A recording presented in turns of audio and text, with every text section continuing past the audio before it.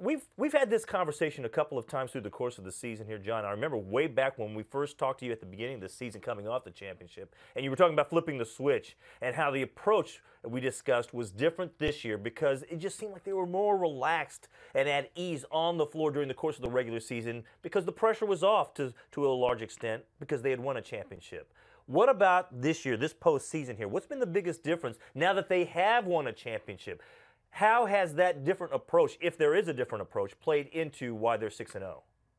Yeah, it's an interesting dynamic, Michael. And you bring that up. Guys like Kevin Love to me is the one in terms of confidence that you can just see it out there on the floor that he's playing with such an ease, that he didn't have his first couple of seasons. The Cavs win the championship, and it's almost like the big weight is off his shoulders. And there are a number of players out there like that who are just playing with an ease throughout the season that they know, hey, we're the defending champs. We've gotten it done. Now we need to turn our sights on doing something else, and that's repeating. But, again, I've gone back to it a couple of times. I think the difference is that I'm not going to say they got rattled, but what I am going to say is that it's a Cavs team that did not have the same success during the regular season that they had last year. I mean, the Cavs won only 51 games this season, same total as the Raptors, same total as the Jazz, same total as the Clippers, just to give you a comparison throughout the NBA. So it wasn't easy during the regular season, and there were some question marks coming in to the postseason.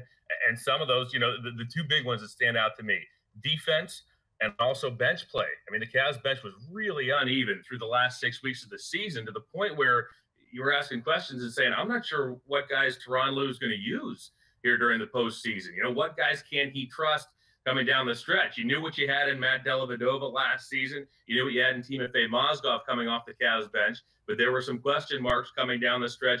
Who would step up? Now, that bench situation certainly seemed to solidify itself in the first round against Indiana, particularly in that game 3, which the Cavaliers erased a 25-point halftime deficit. It was LeBron plus 4 reserves that brought the Cavaliers back in that second half. So to see that bench get more solidified and at least know when they're going to be coming in the ball game, know who they're going to be playing with, I think that's a bright spot for the Cavaliers. But I think therein lies, Michael, some of the differences between last season, where last year the Cavs had it set. They knew who was going to play when coming down the last couple of months of the regular season. They rolled it right into the playoffs. There were more question marks this year, and to me, there lies the biggest difference.